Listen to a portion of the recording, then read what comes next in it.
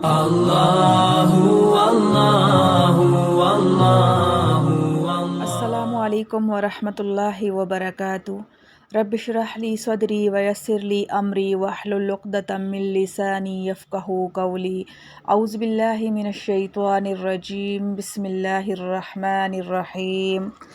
اس آیت میں لفظ بر تمام صدقات واجبہ اور نفلیہ کو شامل ہے۔ اول یہ کہ اس آیت میں اللہ کی راہ میں خرچ کرنے کی ترغیب ہے۔ اس سے مراد بعض حضرات مفسرین کے نزدیک صدقات واجبہ زکوٰۃ وغیرہ ہیں اور بعض کے نزدیک صدقات نافلہ ہیں، لیکن جمہور محققین نے اس کے مفہوم کو صدقات واجبہ اور نفلیہ دونوں میں عام قرار دیا ہے، اور صحابہ کرام کے واقعات متذکرہ بالا اس پر شاہد ہیں کہ ان کے یہ صدقات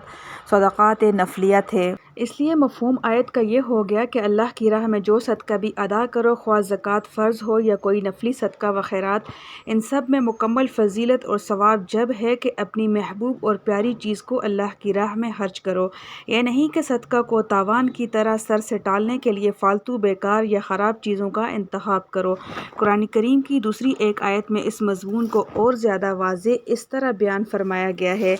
یا ایھا الذین آمنوا انفقوا من طیبات ما کسبتم ومما اخرجنا لکم من الارض ولا تیمموا الخبیث منہ تنفقون ولستم بآخذیہ الا ان تغمضوا فیہ۔ یعنی اے ایمان والو، اپنی کمائی میں سے اور جو کچھ ہم نے تمہارے لیے زمین سے نکالا ہے اس میں سے عمدہ چیزوں کو چھانٹ کر اس میں سے خرچ کرو، اور ردی چیز کی طرف نیت مت لے جایا کرو کہ اس میں سے خرچ کر دو، حالانکہ وہ چیزیں اگر تمہارے حق کے بدلے میں تمہیں دی جائیں تو تم ہرگز قبول نہ کرو گے بجز اس کے کہ کسی وجہ سے چشم پوشی کر جاؤ۔ اس کا حاصل یہ ہوا کہ خراب اور بیکار چیزوں کا انتخاب کر کے صدقہ کرنا مقبول نہیں، بلکہ صدقہ مقبولہ جس پر مکمل ثواب ملتا ہے وہی ہے جو محبوب اور پیاری چیزوں میں سے خرچ کیا جائے۔ صدقہ کرنے میں اعتدال چاہیے۔ دوسرا مسئلہ یہ کہ آیت میں لفظ مما سے اشارہ کر دیا گیا ہے کہ یہ مقصود نہیں ہے کہ جتنی چیزیں اپنے نزدیک محبوب اور پیاری ہیں ان سب ہی کو اللہ کی راہ میں خرچ کر دیا جائے، بلکہ مقصد یہ ہے کہ جتنا بھی خرچ کرنا ہے ان میں اچھی اور پیاری چیز دیکھ کر خرچ کریں تو مکمل ثواب کے مستحق ہوں گے۔ تیسرا مسئلہ یہ کہ محبوب چیز خرچ کرنا صرف اسی کا نام نہیں کہ کوئی بڑی قیمت کی چیز خرچ کی جائے، بلکہ جو چیز کسی کے نزدیک عزیز اور محبوب ہے، خواہ وہ کتنی ہی قلیل اور قیمت کے اعتبار سے کم ہو، اس کے خرچ کرنے سے بھی اس بر کا مستحق ہو جائے گا۔ حضرت حسن بصری رحمۃ اللہ علیہ نے فرمایا کہ جو چیز آدمی اخلاص کے ساتھ اللہ کی رضا کے لیے خرچ کرے، وہ اگرچہ کھجور کا ایک دانہ ہی ہو، اس سے بھی انسان اس ثواب عظیم اور بر کامل کا مستحق ہو جاتا ہے جس کا آیت میں وعدہ کیا گیا ہے۔ چوتھا مسئلہ یہ ہے کہ اس آیت سے بظاہر یہ معلوم ہوتا ہے کہ اس میں جس خیر عظیم اور بر کا ذکر ہے اس سے وہ غریب لوگ محروم رہیں گے جن کے پاس خرچ کرنے کے لیے مال نہیں، کیونکہ آیت میں یہ فرمایا گیا ہے کہ یہ خیر عظیم بغیر محبوب مال خرچ کیے حاصل نہیں کی جا سکتی، اور فقراء و مساکین کے پاس مال ہی نہیں جس کے ذریعہ ان کی یہاں تک رسائی ہو۔ لیکن غور کیا جائے تو آیت کا یہ مفہوم نہیں کہ خیر عظیم اور ثواب عظیم حاصل کرنا چاہیں تو بجز مال محبوب کے خرچ کرنے کے ان کا یہ مقصد پورا نہیں ہو سکتا، بلکہ بات یہ ہے کہ یہ خیر عظیم کسی دوسرے ذریعہ سے مثلاً عبادت، ذکر اللہ، تلاوت قرآن، کثرت نوافل سے بھی حاصل کی جا سکتی ہے۔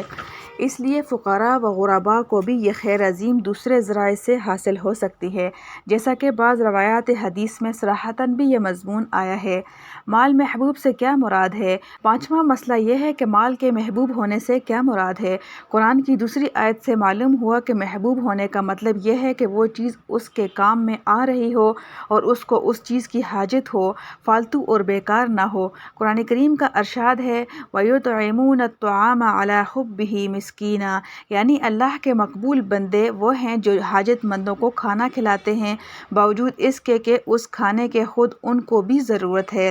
اسی طرح دوسری آیت میں اس مضمون کی اور زیادہ وضاحت اس طرح فرمائی وَيُؤْثِرُونَ عَلَىٰ أَنفُسِهِمْ وَلَوْ كَانَ بِهِمْ خَصَاصَةٌ، یعنی اللہ کے مقبول بندے اپنے اوپر دوسروں کو مقدم رکھتے ہیں اگرچہ خود بھی حاجت مند ہوں۔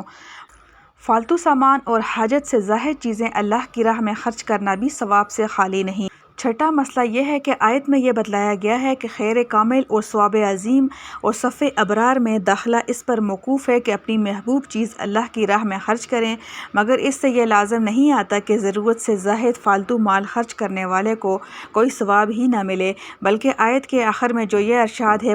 وَمَا تُنْفِقُوا مِنْ شَيْءٍ فَإِنَّ اللَّهَ بِهِ عَلِيمٌ، یعنی تم جو کچھ مال خرچ کرو گے اللہ تعالیٰ اس سے باخبر ہے۔ آیت کے اس جملہ کا مفہوم یہ ہے کہ اگرچہ خیر کامل اور صف ابرار میں داخلہ خاص محبوب چیز خرچ کرنے پر موقوف ہے، لیکن مطلق ثواب سے کوئی صدقہ خالی نہیں، خواہ محبوب چیز خرچ کریں یا زاہد اور فالتو اشیاء۔ ہاں مکروہ اور ممنوع یہ ہے کہ کوئی آدمی اللہ کی راہ میں خرچ کرنے کے لیے یہی طریقہ اختیار کر لے کہ جب خرچ کرے فالتو اور خراب چیز کا ہی انتخاب کر کے خرچ کیا کرے، لیکن جو شخص صدقہ خیرات میں اپنی محبوب اور عمدہ چیزیں بھی خرچ کرتا ہے اور اپنی ضرورت سے زائد چیزیں، بچا ہوا کھانا یا پرانے کپڑے، عیب دار برتن یا استعمالی چیزیں بھی خیرات میں دے دیتا ہے، وہ ان چیزوں کو صدقہ کرنے سے کسی گناہ کا مرتکب نہیں بلکہ اس کو ان پر بھی ضرور ثواب ملے گا، اور محبوب چیزوں کے خرچ کرنے پر اس کو خیر عظیم بھی حاصل ہوگی اور صف ابرار میں اس کا داخلہ بھی ہوگا۔